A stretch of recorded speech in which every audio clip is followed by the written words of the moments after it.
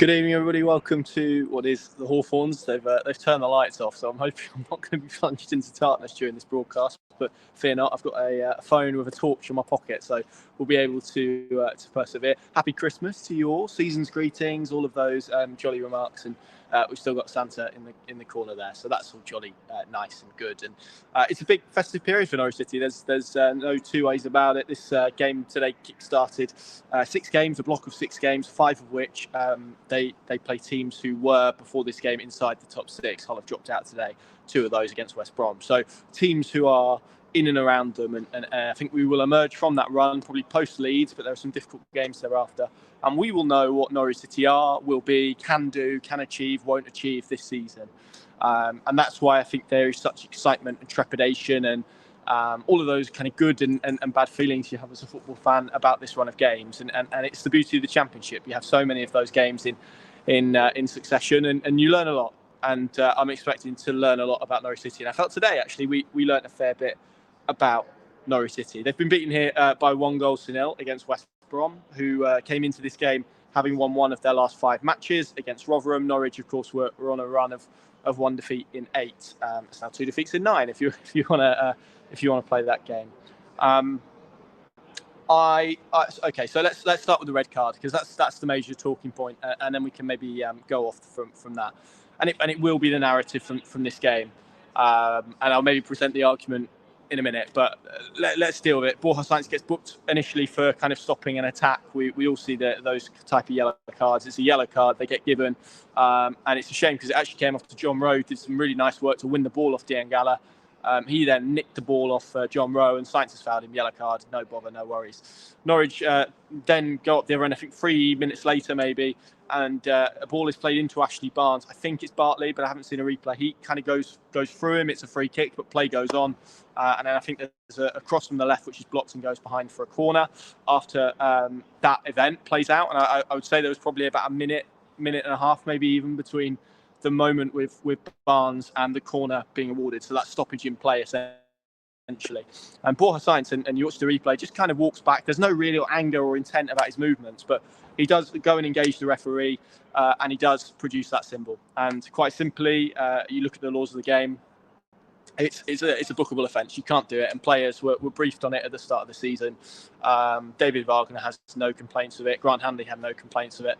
I don't really have any complaints with it. It's for me a clear booking, and it was his second booking, so it's a red card. And I think almost you have to flip this. You have to say, is it a red card? I think you have to say, is it a yellow? Because if he hadn't have been booked 3 minutes before and he'd have done the same thing, absolutely, it's a yellow card. So it's a second yellow, and he deserved to be sent off. My qualm is less with the decision, which I think is right anyway. And we can debate and interpret whether it was excessive or persistent, but the reality is Norwich have an attacking corner. They have worked the ball up the pitch. They've got a rare opening, and from an opportunity that they have to go and try and inflict some damage on an opponent, he's wasted that by debating and arguing and giving the referee an opportunity to make a decision. And that just is naive, really. And I think that's kind of him in a nutshell. I think we've seen that. He's got this beautiful edge about him, and I think that beautiful edge means he can take the ball in tight spaces and curl a ball into the top corner against Sheffield Wednesday, like we saw. But there's also that edge as well. And it's difficult because if you kind of file that edge away, I think you lose some of that spark and some of that excitement that he produces as a player. So it's really difficult, I think, to kind of mould that and edge that. But you have to do it in the right way. He's got a really experienced dressing room in there. And look, I think we can stand here and beat him up, and that's fine. But he's a young guy, and he's made a mistake, and it is a mistake, and it is a red card, and he'll miss the game on Friday. So no qualms about that decision from me. And again, that can be the narrative if you let it be, and if you want it to be. I actually felt before that red card, Norwich were comfortably second best here this afternoon against a really slick, effective, technical West Brom side. They're quite interesting because Norwich had to defend compact. They wanted to defend compact. They actually kind of deployed a compact deep block relatively well. I think there were a couple of transitional moments which we haven't seen in games recently that West Brom just bypassed their press and opened them up a little bit too readily for Norwich City's liking. But actually, the threat that West Brom posed were down the sides. Diangala on one side, who's an excellent player, particularly at this level. and Jed Wallace as well, who for me was the real standout on West Brom's side today. And Sainz, again, to use him, I don't think he offered Sam McCallum a lot of protection. I think what I've noticed with McCallum is he's very eager, very keen to go and try and stop a ball at source. And if you get that wrong, then suddenly a player's in behind. And we saw that on a few occasions with Jed Wallace. And again, some of it is a byproduct of their shape. Because they were so narrow, because they were so compact, that means that you gift the wide areas. West Brom are very strong there. And actually, I think Norwich were relatively okay with that because, as David Wagner has said there, even though they want to put crosses on the box, they don't really have an aerial threat. And actually, before the sending off for Borja Sainz, John Swift hit the bar. He had a dipping shot from a free kick saved. They had a series of shots blocked as well, loads and loads of crosses and corners. The majority of the possession, they were completely dominant. I think if you're a West Brom fan, you're probably maybe a little bit frustrated that they didn't convert all that possession, all that territory over the piece into really meaningful chances, and that they didn't win this game by a bigger margin. But for me, the game was set anyway like that. I think maybe what Norwich missed was that ability to counter and that ability to transition and get up the pitch. That's what they lost really with the red card. But again, to be frank, they didn't have a lot of that anyway. I thought the two midfielders that West Brom had, Mowat and OK Yokosulu, did a very good job at kind of nullifying Norwich's threats. And it was an interesting game because Norwich were trying to go long and get Eder in behind, which is why he started, because it's the type of game that I think he thrives in, the space to run into. He's got athleticism and power and all of those things to go and get into that space. And he probably didn't do that quite often enough because of how good aerially they were and their first contacts that they won, but also the job the midfield too did as well, just to kind of relieve some of that pressure and maybe prevent that space from opening up and forcing him a little bit deeper to come and seek the ball as well, which didn't help. So that was kind of the way the game transpired. And then, you know, David Wagner makes the change at half time, and for all the reasons I've outlined, I think there's a real logic to putting Grant Hanley, putting Danny Bart on the pitch and hoping that their kind of aerial abilities help you defensively. But all you're doing really is taking a man from those attacking phases and putting them into the back. And because Norwich, as I said, because West Brom were so dominant down the sides, they couldn't get Jack Stacey up, they couldn't get Sam McCallum up in support of those attacking players, and actually it ended up with Adam Eder and later Hwang looking pretty isolated and really trying to feed off scraps. And, you know, to be honest, it felt to me for a large portion, even before the red card, the objective was to try and score from a set piece. Duffy had a header that he flicked over from a set piece in the first half. There were long throws that they were trying to utilise all day. So that kind of felt like the tactical plan coming here today. And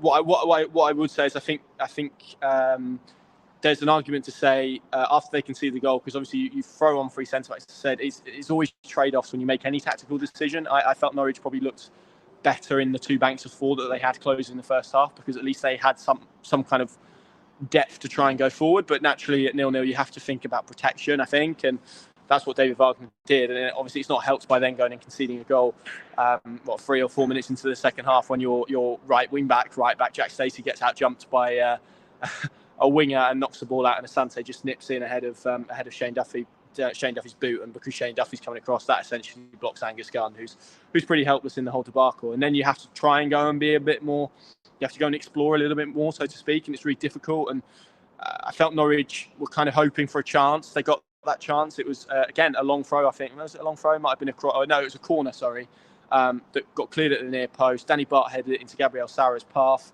Lovely cross. And Hwang, it's a difficult, I haven't watched it back, but in real time it looked like he was really kind of stretching to get to it, and he's kind of glanced ahead at a goal, and Alex Palmer produces an excellent save to tip it around the post. And that was the moment, really. That was the game. And that was Norwich City's opportunity to get a point, because before that, West Brom were beginning to get a little bit sloppy in possession.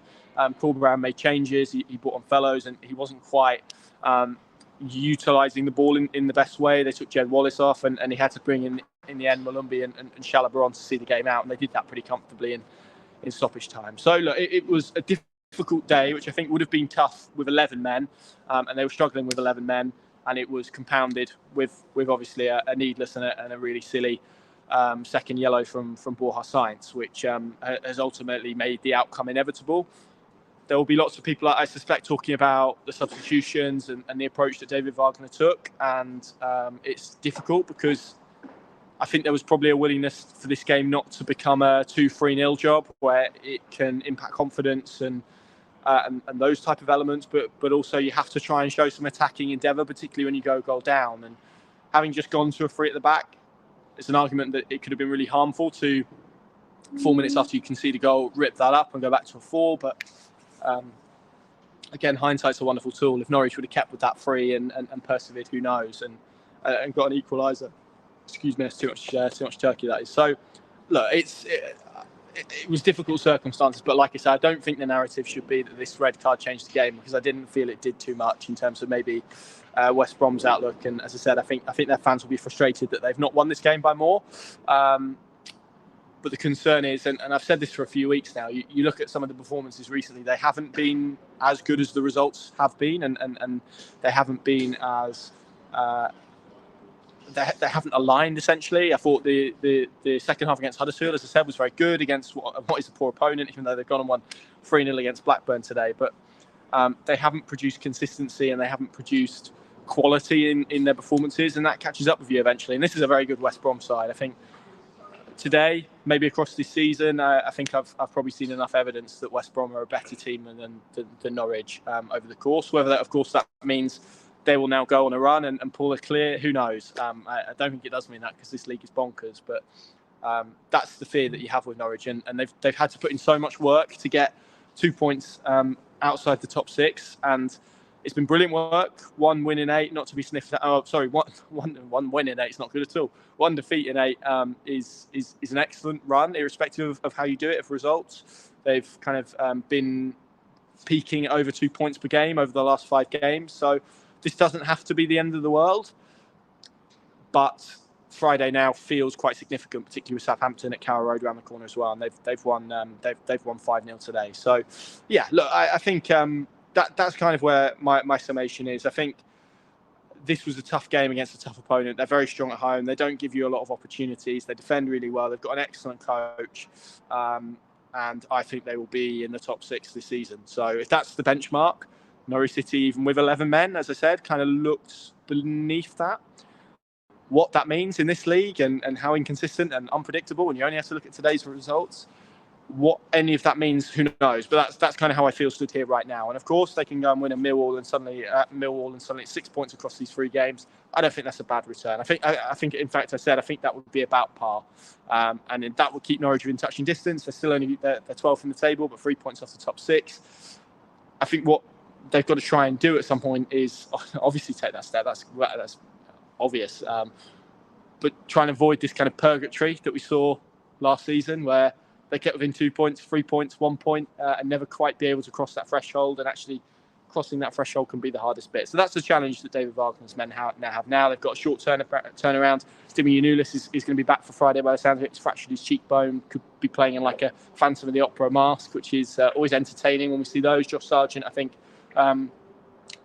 I've always said, and I think it's probably fair, that FA Cup game against Bristol Rovers is a really good opportunity to get him back into the contest. So look, I'm stood here today. I think Norwich were comfortably the second best with 11 men. I thought they were comfortably second best with 10 men, and I felt that West Brom deserved to win this game across the whole piece, and that's probably been reflected in the scoreline. That being said, Norwich did well to survive and to do what they did.